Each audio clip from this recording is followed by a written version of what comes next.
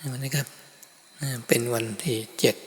7 ตุลาคม 2563เราก็มาพร้อมกันทำสมาธิทำให้ใจตั้งมั่นใจที่ตั้งมั่นถึงพร้อมด้วยความรู้คือมีสตินั่นเองที่เรากำหนดรู้ลมหายใจลมหายใจเข้าเราก็รู้ลมหายใจออกเราก็รู้แล้วเราก็ไม่ได้ไปบังคับลมหายใจ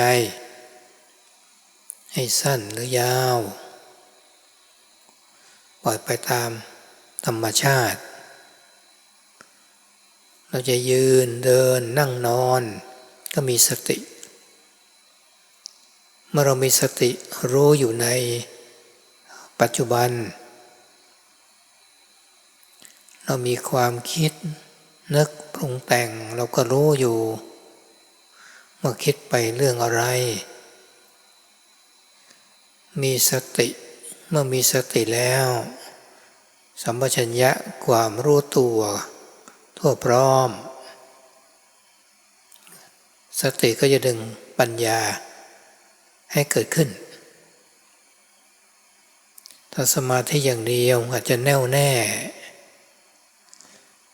ดิ่งไปในความสงบลึกก็ต้องออกจากความสงบนี้มาแล้วถึงจะมีปัญญาแต่ต้องเข้าใจว่าต้องอาศัยความสงบเป็นพื้นฐานของใจจึงจะพัฒนาสู่ปัญญาได้ถ้าความสงบเล็กน้อยปัญญาก็เห็นเล็กน้อยเหมือนกันจนเรามีความสงบระดับคณิกะสมาธิและยังไม่ได้ทรงตัวก็เกิดความรู้ความอิ่มใจความเข้าใจธรรมะได้ชั่วคราวเมื่อสมาธิหมดไปแล้วปัญญาก็หมดไปด้วยก็ต้องทำสมาธิให้เกิดขึ้นมาใหม่ทำปัญญาให้เกิดขึ้นอีกทำอย่างนี้ให้ต่อเนื่องกันจนสมาธิของเราดีขึ้นปัญญาเรารู้เราเห็นก็ชัดเจนขึ้นมาโดยมีสติที่เราต้องเจริญให้มากที่สุดเพราะสติจะเหมือนกับเป็นเขื่อนที่กักน้ำที่บ่ามานั้นถ้าเขื่อนของเราแข็งแรงก็กักน้ำเอาไว้ได้ไม่น้ำไหลบ่ามาท่วมไร่ท่วมนาท่วมบ้านท่วมเมืองเมื่อจิตของเรามันมีอารมณ์ความโลภความโกรธความหลงความรักความชังอย่างรุนแรงเราก็มีสติรู้อยู่ว่าตอนนี้ความรู้สึกเราเป็นอย่างไรเมื่อเรามีสติเราก็จะสอนจิตของเราว่าจิตของเราที่ไปยึดถือในอารมณ์นั้นมันก็เป็นเหตุให้ทุกข์เกิดขึ้นมาเพราะฉะนั้นทุกข์จะเกิดขึ้นมาก็เพราะเหตุคืออุปทานแต่มันเกิดขึ้นที่ใจเมื่อเรามีสติสอนใจของเราว่ามันไม่แน่มันไม่เที่ยงอย่างนี้จิตเกิดปัญญาเขาก็ไม่ไปยึดมั่นถือมันใจก็วางอุเบกขาได้ซึ่งบางทีพ่อแม่ครูบาอาจารย์หลวงปู่ทองรัตน์หลวงพ่อชาเคยสอนเล่าให้ฟังถึงหลวงปู่ทองรัตน์สอนพระผู้เฒ่ารูปหนึ่งให้ฝึกใจเหมือนกับตอไม้ที่เปลือกมันร่อนไปหมดแล้วมันอยู่ในพื้นดินนั่นพระผู้เฒ่าก็เข้าใจ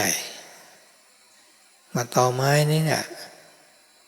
มันจะโดนฝนโดนน้ำโดนคนเหยียบคนย่ำยังไงมันก็เฉย ท่านก็เลยไปฝึกใจมันทำให้เหมือนกับเป็นตอไม้วางเฉยคนก็จะด่าจะว่าจะเกิดอะไรท่านก็วางอุเบกขาต่อมาท่านเข้าใจอย่างลึกซึ้งล่ะเห็นธรรมหลวงปู่ทองรัตน์ก็ถามว่าเป็นอย่างไรภาวนาเข้าใจดีไหมท่านบอกเข้าใจอย่างแจ่มแจ้งอุบายวิธีที่เจริญสติทำยังไงคือพยายามมีความระลึกรู้อยู่เนี่ยเมื่อเรามีกรรมฐานจะเป็นพุทธานุสติมรณานุสติกายคตาสติอุปมานุสติการระลึกถึงความว่างเป็นอารมณ์ถ้ามีสติอยู่ในอารมณ์ใดอารมณ์หนึ่งถ้ามีการเคลื่อนไหวการยืนการเดินการนั่งการนอนก็มีสติเราต้องทำให้ต่อเนื่องคือเมื่อเจริญสติแล้วสมาธิตั้งมั่นแล้วเนี่ยก็จะมองเห็นชัดขึ้นมาว่าการเดินอยู่เนี่ยการยืนการนั่งการนอนมันไม่ใช่เราเห็นกายที่เคลื่อนไหวใจที่กำหนดรู้ก็จะเห็นชัดเจนถ้านิ่งๆนะมันเป็นอย่างนั้นถ้าไม่นิ่งนะมันไวจิตคิดสั่งไว้สมองที่สมบูรณ์ก็สั่งไปร่างกายแล้วเหมือนกับการพูดเนี่ยนะจิตก็ดำริขึ้นมาก่อนแล้วก็ส่งมาที่สมองเมื่อสมองนี่ส่งมาที่ปากประสาทเนี่ยก็ใช้เวลาไม่ถึงวินาทีก็ต่อเนื่องแล้วนี่ถ้าเกิดว่าสมองเนี่ยส่งมายัง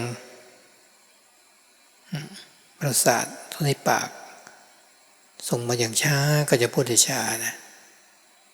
นี่มีการเชื่อมโยงกันอย่างนี้เพราะฉะนั้นเนี่ยเมื่อเราเนี่ยมีสติมีความรู้ก็เห็นความเกิดดับเมื่อเรายืนเมื่อเราเดินรูปยืนก็หายไปเมื่อเรานั่งรูปเดินก็หายไปมันก็เสื่อมไปก็ดับเห็นถ้าจิตนิ่งๆนะมันจะมองเห็นอะไรได้ชัดเจนนะเราฝึกทั้งหมดเลยเนี่ยการสำรวมการระวังถ้าเป็นพระก็ระวัง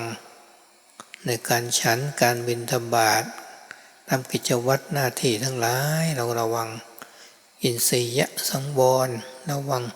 ตาหูจมูกลิ้นกายใจหมดรับรู้รูปเสียงกลิ่นรสโผฏฐัพพะธรรมะ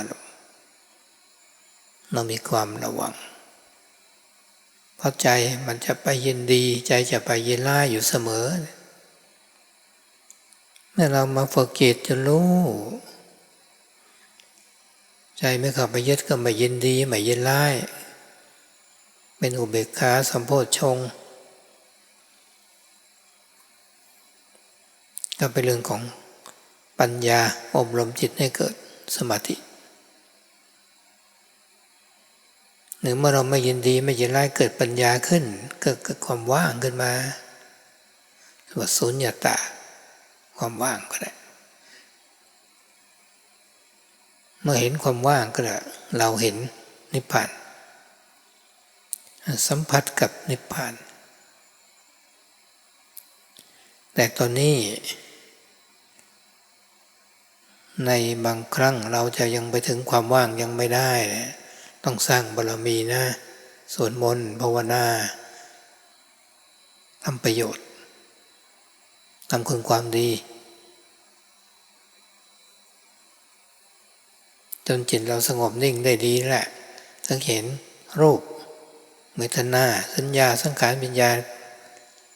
เป็นอนิจจังทุกขังอนัตตาถ้าจิตของเรามันฟุ้งซ่านมากก่อนจะนั่งสมาธิก็อาจจะกำหนดพิจารณา กายก้อนนี้รูปกายนี้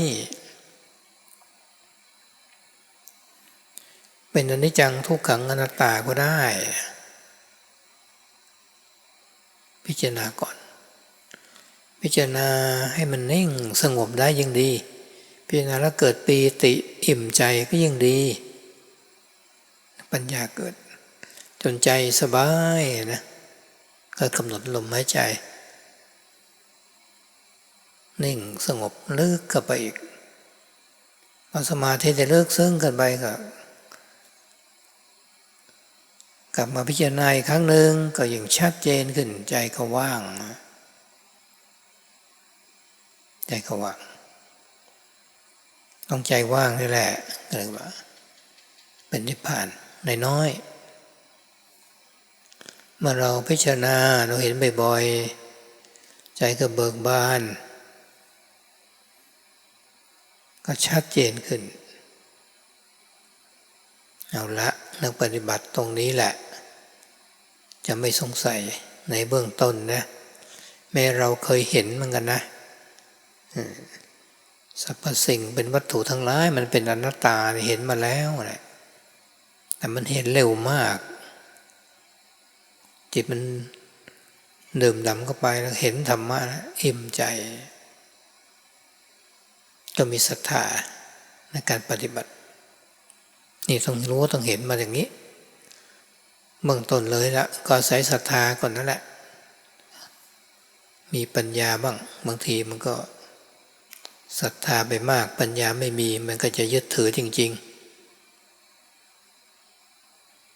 ๆแล้วพระอริยบุคคลก็เป็นประที่ท่านละความยึดมั่นถือมั่นนะจึงเรียกตามสมมติว่าพระโสดาบันพระสกทาคามีพระอนาคามีพระอรหันต์นะตามสมมติก็เป็นผู้ที่ละมาปฏิบัติเพื่อจะเป็นการปฏิบัติเราเริ่มต้นก็มีสติเจริญให้มากเถอะอันที่เราทำเนี่ยมันก็ยังไม่ถึงเนี่ยแต่เราก็ไม่หยุดเราต้องเพียรเราต้องพยายามเราไม่หยุดเมื่อเราเพียรเราพยายามเราไม่หยุดเนี่ยนะมันจะก้าวหน้าแหละให้อดทนเถอะให้มีความตั้งใจในความสงสัยในการปฏิบัติมันจะน้อยลงไปเองละบางตอนมันก็สงสัยไปทุกเรื่องทุกอย่างเรื่องพระวินัยเราก็สงสัยไปทุกเรื่องอีกอย่างพระปฏิโมกข์อย่างนี้ก็มีหลายสิ่งหลายอย่างเราจะสงสัยว่าสมัยนี้เราก็ไม่มีแล้วพระวินัยบางอย่างบางข้อมันก็ไม่มีในปัจจุบันแต่ก็ยังสวดพระปฏิโมกข์เหมือนเดิมอยู่ภิกษุณีก็ไม่มีแล้วแต่ก็ยังมีการทรงเอาไว้เหมือนเดิมอันนี้ก็เรียกว่าเป็นการทรงเอาไว้มันก็ไม่เสียหายแต่ว่าเราต้องเข้าใจว่าเรื่องพระวินัยทั้งหมดนี่เป็นไปเพื่อที่จะสำรวมกายวาจาเป็นทางที่จะให้ใจสงบอันนั้นสำคัญอันนั้นต้องวินัยที่พิจารณาด้วยปัญญาบางทีเรายึดหลักพระวินัยไปอย่างที่ว่าห้ามพระภิกษุดื่มเลือดมนุษย์เป็นอาบัติทุนใจผมก็มีความกังวลบางทีเลือดมันออกแล้วเราไปทำฟันก็มีเลือดออกหรือคนที่มีปัญหาเรื่องโลหิตมันไหลแล้วหยุดยากก็มีเลือดออกต้องคอยบ้วนไปเรื่อยๆเพราะเก็บเป็นเลือดมนุษย์ดื่มก็เป็นแล้วมันจะเป็นตุนใจอย่างนี้เป็นต้นต้องเข้าใจความหมายก็คือความโหดร้ายถ้าภิกษุไปดื่มเลือดคนเนี่ยมันโหดร้ายนะสังคมก็เกิดอันตรายขึ้นมาแล้วนี่คำว่าดื่มเลือดมนุษย์เนี่ยกินเลือดมนุษย์ ถ้าเราเป็นโรคฟันมีปัญหาในช่องปากก็เลือดมันไหลบ้างคืนก็ไปบ้างอันก็ไม่เป็นไรอย่างนี้นี่เรียนพระวินัยเราไปตรงตัวก็เดือดร้อนมากเราก็อยากจะปฏิบัติให้เคร่งครัดนะแต่กลายเป็นอุปสรรคในการปฏิบัติบางทีหลวงพ่อชาแล้วยกตัวอย่างมีโยมคนหนึ่งภาวนาเราไว้แต่ว่าเป็นคนที่เราไปขอแล้วมันก็ยากลำบากอีกคนหนึ่งไม่ได้ภาวนาแต่มีศรัทธาบอกอะไรก็ทำนะหลวงพ่อชาบอกผมก็ไปบอกคนที่เขามีศรัทธาอย่างนี้ดีกว่าใช่ไหมคือภาวนาแต่ว่าใจมันไม่ได้ไปด้วยอีกคนหนึ่งก็ไม่ได้พูดอะไรล่ะแต่ใจพร้อมนี่เรียกว่าพระวินัยกับพระธรรมนะเราก็ต้องพิจารณาอย่างนี้เป็นหลักคือปฏิบัติเพื่อความที่ไม่มีความกังวลเพื่อที่จะให้จิตสงบนิ่งนั่นเองเมื่อเราทราบอย่างนี้แล้วการสำรวมระวังในพระปาฏิโมกข์ก็ง่ายขึ้นการเลี้ยงชีวิตของเราก็ไม่ได้ไปหลอกลวงคนอื่นเขามีเดินบิณฑบาตที่จะเลี้ยงชีวิตไม่ได้บอกใบให้หวยหรือใช้กลลวงที่จะได้มาซึ่งเอกลาภเพราะเราไม่ต้องการเราต้องการการเจริญสติมีสมาธิ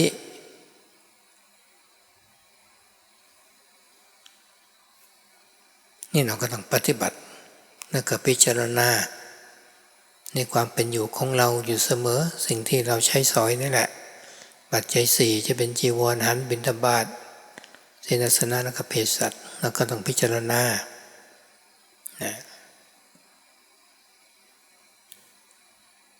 เป็นคนมักน้อยเป็นคนสันโดษอันนี้เราก็ลงมือปฏิบัติภาวนาด้วยความมีสติดิทำไปเถอะทำมากๆเจริญให้มากเลยเราทำให้มากเจริญให้มากแล้วมันจะดีขึ้นนะถ้าเรานั่งชั่วโมงนึงมันยังน้อยไปไม่สงบต้องเพิ่มขึ้นต้องพยายามว่าอันนี้เป็นงานหลักของเราหลวงพ่อชาเนี่ยไม่ได้ให้ไปสร้างวัดท่านให้ไปภาวนาส่งพระไปภาวนาไม่ได้ไปสร้างวัดแต่เราอยู่แล้วเราก็มีสร้างเสนาสนะพออยู่พอสมควรไม่เป็นกังวลมากนักอันเนี้ยเมื่อมันเสร็จแล้วเราจะได้มีโอกาสภาวนามากๆให้ตั้งใจอย่างนั้นเราจะอยู่ที่ไหนอยู่เมืองไทยไปต่างประเทศก็คือเราไปภาวนาเพื่อสอนตัวเองยังไงเราก็สอนคนอื่นอย่างนั้นในความสำรวมในความระวังไม่ต้องมากสอนด้วยการทำให้ดูก็ได้เดินจงกรมนั่งสมาธิมีสติพูดน้อยๆก็เป็นการสอนเหมือนกันหลวงพ่อชาที่บอกว่าการสอนการฟังธรรมะไม่ได้ไปนั่งฟัง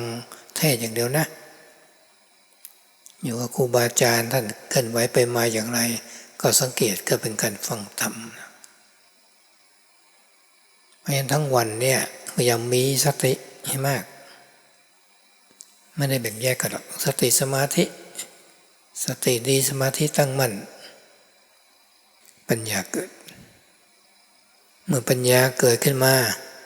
สิ่งที่ไม่รู้เราก็รู้สิ่งที่ยังไม่เคยเห็นเราจะเห็นชัดขึ้นนะแต่โดยพื้นฐานแล้วให้เรามีความอดทนมีวินัยปฏิบัติอิ่มใจอย่างน้อยใจเราก็เปลี่ยนจากปุถุชนเป็นกัลยาณชนจิตใจเราก็เบิกบานในบุญกุศลเบิกบานในการสร้างความดีในการสวดมนต์ในการภาวนาเบิกบานใจไม่สงสัย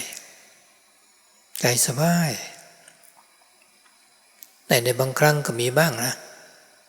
สมาธิมันไม่ได้มีตลอดในเบื้องต้นนี่นะช่วงสมาธิไม่มีอารมณ์ทั้งหลายมันเข้ามานะวุ่นวายพอสมควรทีเดียวนะตรงนี้แหละการอยู่ใกล้ครูบาอาจารย์ก็จะได้ฟังธรรมฟังคำแนะนำแก้ไขอารมณ์ใจของเราไปแล้วก็เดินอีกภาวนาอีกทำไม่หยุดครูบาอาจารย์ยังอยู่พ่อแม่ครูบาอาจารย์ท่านก็สอนท่านยังอยู่แล้วรีบภาวนาไว้เรามีข้อสงสัยในการปฏิบัติจะได้สอบถามท่านนะ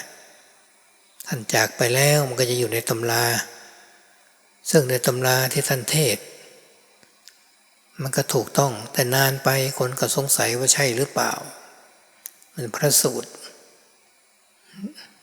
คำสอนของพระสัมมาสัมพุทธเจ้านะนานไปขึ้นมามันสมัยนี้มันก็ผ่านไปหลังจากพระองค์เสด็จดับขันธ์ปรินิพพานก็2563 ปีเราก็อาจจะสงสัยเชื่อได้ไหมหรือเชื่อไม่ได้ยิ่งไปรู้พระสูตรมหายานขึ้นมากับมาเปรียบเทียบพระเถรวาทก็ไม่ตรงกันอีกนี่เรื่องพระสูตรแต่เรื่องของธรรมะเรื่องของมรรคมีองค์8เรื่องของทุกข์สมุทัยนิโรธมรรคอันนี้ก็เหมือนกันเพราะฉะนั้นให้เราอบรมจิตถึงจิตจะไม่ได้สงบมากก็เป็นการสร้างบุญบารมีของเราให้ถึงพร้อมไว้ศีลสมาธิปัญญาของเรามันถึงพร้อมในพื้นฐานมีเมตตากรุณาไว้นะบารมีเราก็กว้างนะไม่ได้ไปคนเดียวปฏิบัติไปด้วยสอนคนอื่นไปด้วยท่านมายุคนี้คนมันมืดเราปฏิบัติคนเดียวไม่ได้หลวงพ่อชาบอกเราปฏิบัติแล้วก็สอนคนอื่นไปด้วยเป็นการปฏิบัติช่วยกันเป็นทีมอย่างวัดหลวงพ่อปงก็ช่วยกันไปยุงกันเป็นทีมก็ค่อยๆไปสาขาก็ค่อยๆเกิดขึ้นเรื่อยๆในความสงบไม่หวือหวาหรอกแต่ก็เจริญก้าวหน้าไปเลยอันนี้ภายนอกภายในก็เหมือนกันนะสำคัญอบรมจิตใจของเราให้ดีแล้วมีศีลสำรวมกายวาจามีสติเจริญให้มากในกรรมฐานที่เรามีความชำนาญให้พยายามฝึกอย่างนี้จนจิตใจของเราเนี่ยมันดีตั้งมั่นพิจารณากายเป็นความว่างได้นั่นตรงนั้นน่ะมันจะมีความมั่นใจเห็นไหมเรามีฉันทะก่อนความพอใจในการปฏิบัติมีความเพียรมีจิตใจฝักใฝ่ในการปฏิบัติในที่สุดแล้วปัญญาเกิดความรู้ขึ้นความว่างเกิดขึ้นมาเนี่ยอันนี้มันก็ง่ายในเบื้องต้นมันยากลำบากทั้งนั้นน่ะตอนที่ทุดงไปปฏิบัติไปอยู่ทำป่าช้าป่าฉัดคือต้องการให้ใจมันสงบนิ่งนะนั้นผมเคยพูดหลายครั้งแล้วแหละเคยกลัวก็กลัวมากแท้ๆกลัวจิตวิญญาณเนี่ยกลัวจริงๆไปนี้อยู่ในป่าช้า1 เดือนนะกลัวชนิดที่ว่ามันไม่รู้จะกลัวยังไงมือไม้สั่นนู่นนั่นแหละเนี่ยกราบพระเนี่ยพอธรรมานุสตินี่มันเริ่มสั่นพอสังขานุสติกายเยนะวาจายะนี่สั่นไปมากแล้วนะคุมเอาไว้เพราะว่าจิตรู้แล้วเดี๋ยวต้องเข้าไปป่าช้าแล้วก็เดินไปถือกระโหลกศีรษะคนตายไม่ที่เป็นโจรนะตายไปแล้วไม่รู้มันจะมาหรือเปล่ามันเป็นโจรนะวิญญาณยังอยู่หรือเปล่ามันก็หิวว่ากระโหลกเดินเข้าไปในป่าช้าด้วยนะกลิ่นของเขาก็เอาเรื่องเหมือนกันแหละไปตั้งไว้ที่ไม้เสาก็เรียกว่าหลักเสเวลาเขาฝังคนตายเขาก็จะมีป้ายชื่อเอาไปตั้งไว้เดินจงกรมบางวันมันกลัวจนเข้าขั้นนั้นกลัวจนจิตมันจะเตลิดเปิดเปิงนะคุมสติไม่อยู่ แต่เมื่อเข้าไปนั่งสมาธิจิตมันรวมนิ่งกับมันก็เกิดปัญญาขึ้นเห็นไหมถ้าเราตั้งแต่กลัวนั้นเราไม่อดทนเราก็ออกมาจากป่าช้าก่อนก็ไม่เห็นอะไรแต่ว่าจะอดทนเมื่ออดทนอยู่อย่างนั้นน่ะสมาธิเกิดปัญญาก็เกิดนี่แสดงว่าความรู้ที่เกิดขึ้นมาก็ไม่ใช่ง่ายเลย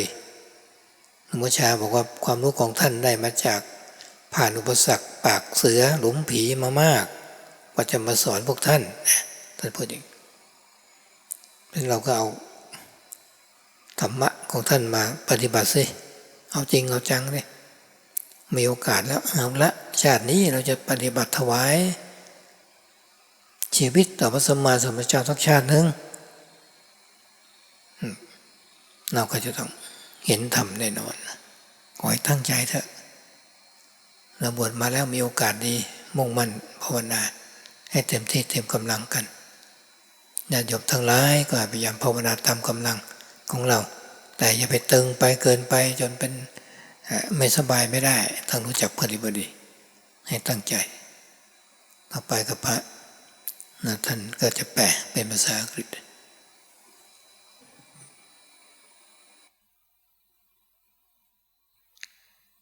So today is October 7th. It's a time when we've gathered together to sit, meditation, and to bring the heart to calm. The steady heart, combined with the quality of knowing, is essentially mindfulness. And when we sit, we bring this mindfulness to bear on the inhale and the exhale, the going in and out of the breath, not attempting to control whether this breath is long or short, but allowing it to go according to nature.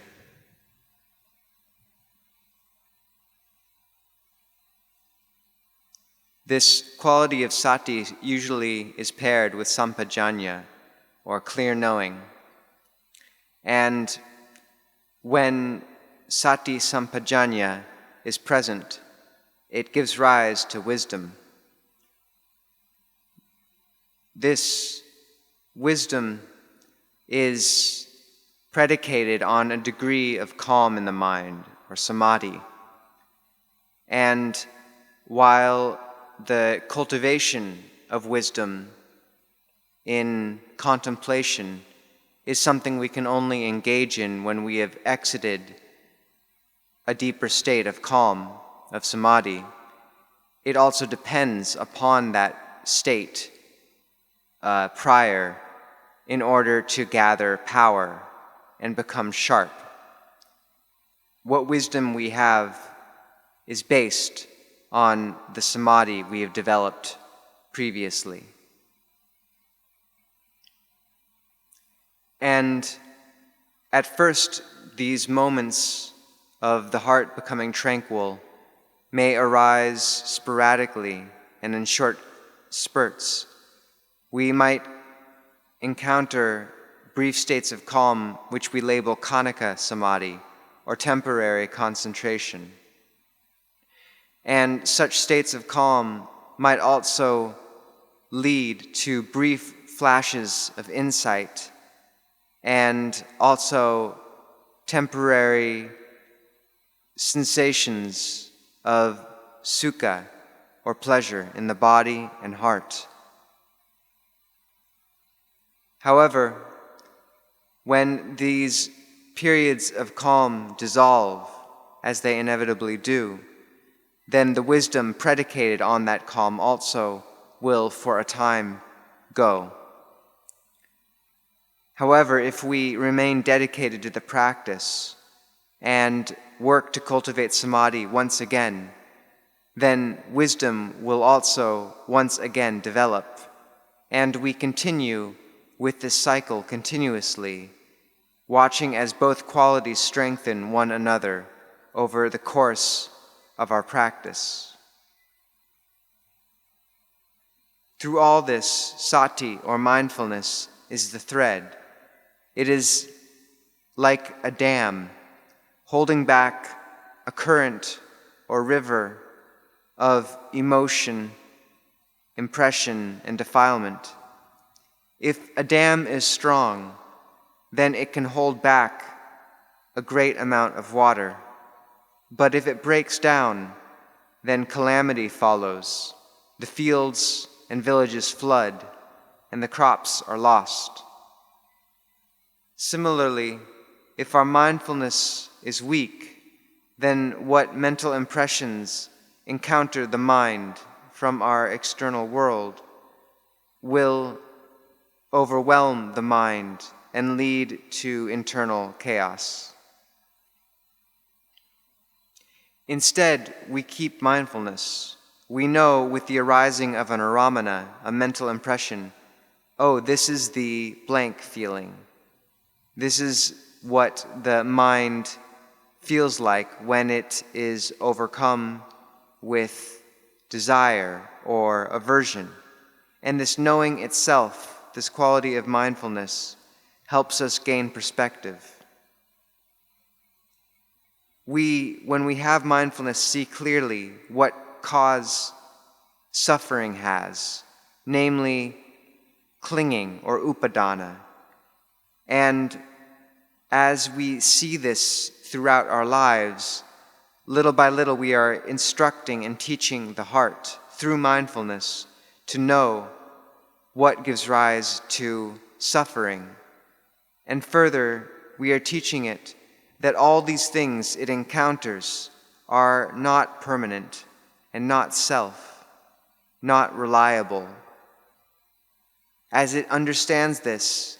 its attachment grows less, and so does its suffering. It develops the quality of equanimity, or upekkha. Longpo Tongrat, one of Ajahn Chah's teachers, taught a monk once that he should practice as a stump in the woods. What he meant by this was that a stump embedded in the earth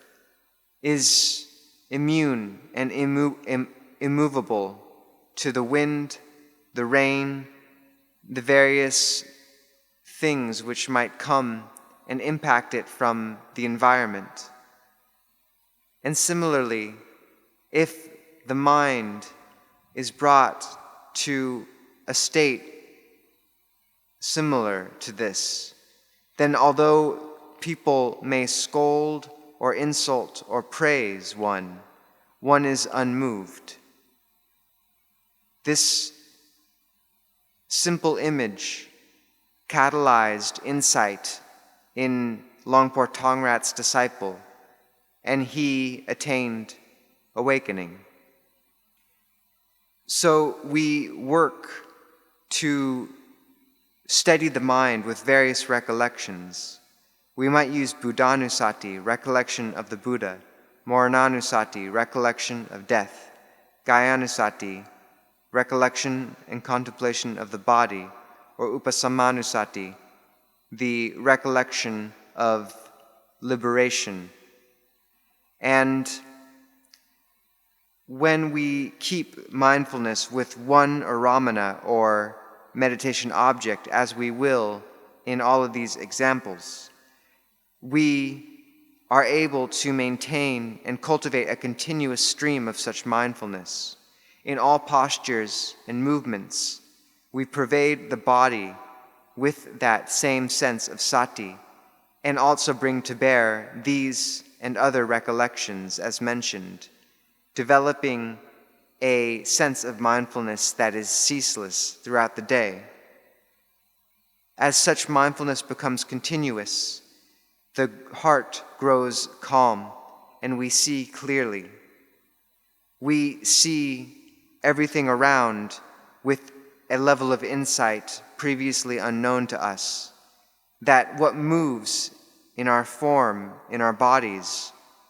is not in fact ourself, that this body we occupy is not something we can take as a self. If the mind is calm, it sees this way. But if it is still restless and stirred up, it does not gain such insight. We can see this clearly, the impersonal nature of the body, through various means. For example, we might recollect the fact that in order to speak, the brain sends a nervous impulse to the mouth, and this takes less than a second. It's extremely quick. The mouth responds and we speak. But if the nerve leading to the mouth is injured, then this signal may be lost and the body ceases to be the obedient servant it always is, and we begin to understand through such small lapses in our control that this, or in the control of that which we are contemplating, that the body is in fact not ourselves. We see with mindfulness the arising and passing away of all things in our lives, and if the chitta, the mind, is quiet, then we penetrate these truths with wisdom. However, at first we must simply practice the basics of the path. We must be restrained and careful, especially as monastics, in various activities of eating, going for alms round, work. In all postures and duties of our lives, we must be careful of the ayatana, or the mental impressions and sense doors, and what they allow in. As the chitta, the mind, feels delight and sadness, we keep mindfulness continuous, and over time understand that we don't have to be lost in these rising and falling moods. We can be separate from them, and this is upekkha, or equanimity,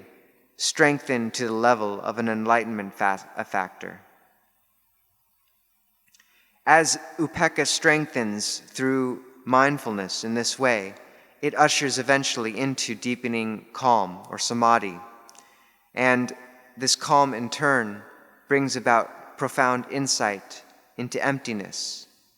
Emptiness is nibbana. The vision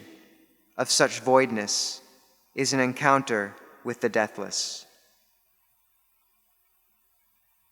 However, for many of us, we have not yet come to this sense of emptiness, so we must rely once again on the basics of practice of chanting, doing good, making merit, and making the mind peaceful, of contemplating constantly the khandhas as anicca, anatta, and dukkha, impermanent, not self, and suffering. We contemplate the body in this way, and as the mind grows calm, piti, rapture, sukha, pleasure, and solidity of heart grow.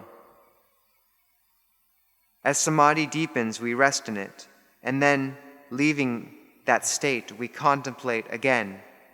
The heart grows closer to emptiness and encounters at least brief moments of nibbana, or release. As we contemplate in this way regularly, our doubts fade, and we see the Dhamma.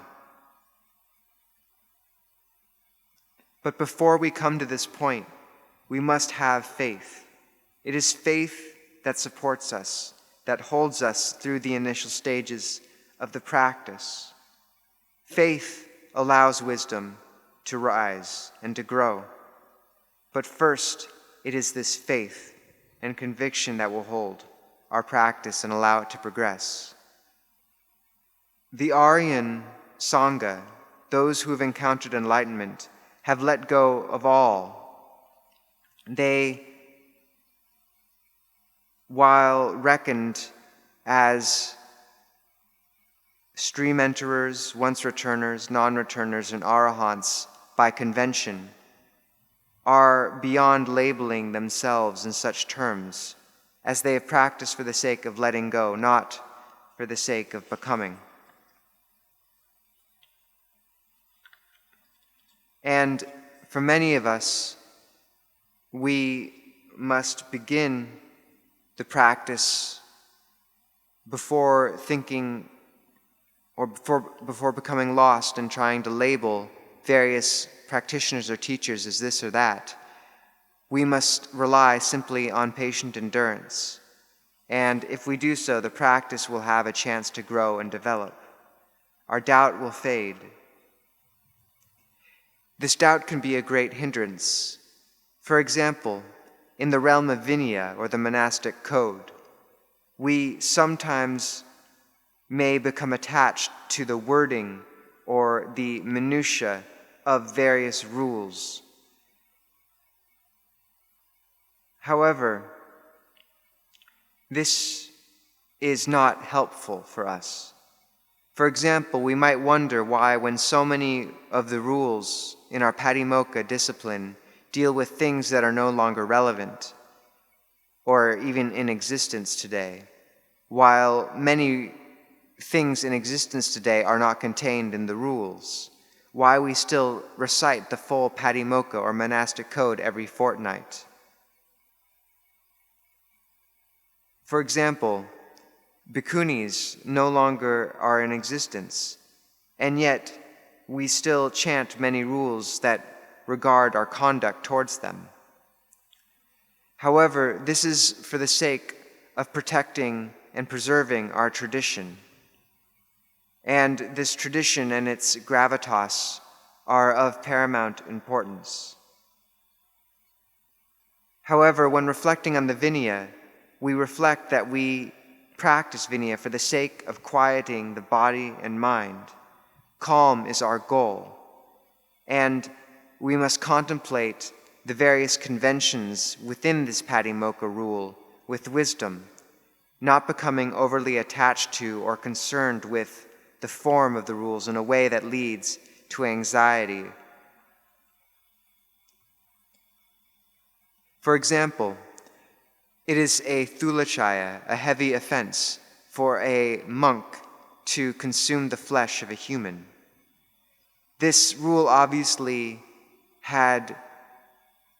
reason to be formulated, as it kept society from looking at monks in any bad light if there were monks who trespassed on such a taboo area. It would reflect badly on the whole Sangha. However, as a young monk, I had a great deal of doubt around this rule, as when blood would well out of a cut, or say a wounded tooth or cut in the mouth, and either unthinkingly I would suck a small amount of the blood from that wound or accidentally swallow some from the bleeding tooth, I would wonder if I had just committed this heavy offense, as I had, in the letter of the rule, eaten or consumed human blood. However, this is obviously not a useful way of looking at this rule. Such a way of contemplating must focus on the spirit of the rule and not lead to more doubt and trepidation. For example, Longpo Cha also at times would look at the monastic rule with wisdom and set out ways of interacting with it that honored the spirit, instead always of the exact letter. For example, he stated that if a lay person had given their invitation for the monks to ask for requisites, but that person was in fact difficult to approach and not terribly willing to comply with a request, while nearby there were other laity who, while they had not explicitly given their invitation to ask for something, were in fact completely ready, willing, and enthusiastic to give because they had faith. Longpo Cha said that in such a case, it would be right to ask those with faith, rather than those who had given their explicit vivarna or invitation, even though in our monastic rule, it states that an explicit invitation should be made. One person did not speak, but their heart was ready, and this is what should be honored in this case. We contemplate that the Vinaya and the Dhamma complement one another in this way, and we work within the realm of both. Vinaya is for the sake of calm, and if it leads too far from this, we may be holding it incorrectly. So, once again, we come back to the basics of our practice. We walk alms round to support our life. We keep constant mindfulness and work to deepen our concentration. We reflect continuously on our use of the monastic requisites, our robes, our dwellings, our food, and our medicines, as just the means by which we stay alive. And mindfulness grows as we practice in this way. If we keep our sincere practice developing like this, then it will move forward and progress. But we must stay vigilant. If by sitting 1 hour we find we have not yet grown calm, then we should increase the time until we do find a level and length of sitting that leads to calm. When Longpo Cha sent his monastics to other environs, he sent them not to build a monastery, but rather to practice. And if, while they were in these new places, things developed on their own, and they happened to build enough buildings and accommodations to support the Sangha that was there for the sake of practice, then this was fine. But the intention was never so grand. The intention was always simply to humbly and dedicatedly practice the path. And this is enough. This is a good intention. When we go to a new place, we can teach just by our practice and example. We may sit, walk, jonggram. We may be restrained and speak little. And Longpo Cha taught that such an example is a teaching, that Dhamma does not have to be delivered every time in desanas or talks, that it can be conveyed in such simple and humble means. One should be an example, and this is enough. So, our basics are once again in patient endurance, in our vinaya, in our practice. And if we do this, if we keep this basis, then we can depend and know that the heart will develop from that of a patuchanar, a worldling, into that of a kalyanachon, a beautiful person. The heart will grow bright, and this development is praiseworthy. Even if at times the heart is not quiet, we can still rely on our Kruba Ajans, our great teachers that are still present, alive and available. We may speak to them, gain encouragement, dispel doubts, ask questions. And while such resources in the form of such great teachers still exist and are accessible, we should rush to practice, as we can help our practice progress past obstacles or doubts simply by consulting with such a great teacher. When such teachers have passed, many of their instructions may still exist within the records of their teachings. But as time goes, then even these will become more and more subject to doubt. Various interpretations will arise, and we will no longer be sure. It's similar to how, after the Buddha's passing, many different interpretations grew up. And the Mahayana, for example, is a school which in many ways doesn't seem to completely align in perfect letter to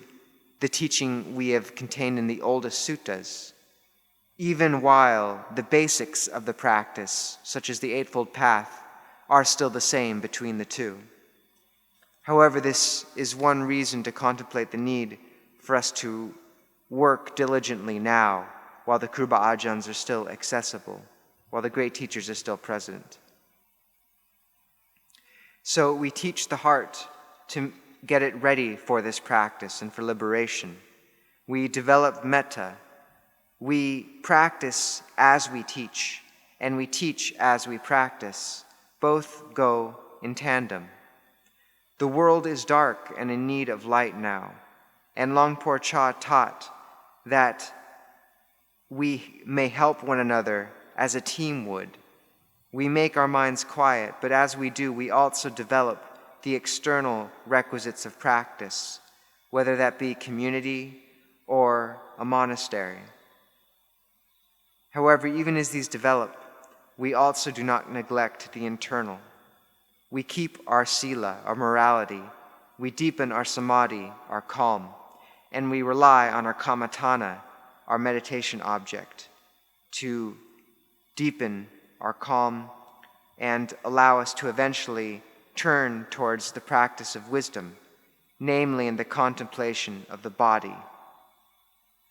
And as we contemplate the body from such a foundation, we may expect to someday break through into liberating insight. So, this is our path forward. We should keep and protect the citta well. We should sit now together and every day work towards these goals. We have to rely frequently on patient endurance, but if we continue, we will see fruit. And Longpo Cha said that this was not an easy path, that he had to pass through the mouth of a tiger and encounter and face down ghosts in order to bring us the Dhamma that he did. But he has given us this gift, and so we may give ourselves to the Dhamma in honor of that, giving this life, offering it to the Buddha. And if we practice in accordance with this intention, then nothing is closed to us, and we may eventually see the Dhamma and achieve liberation.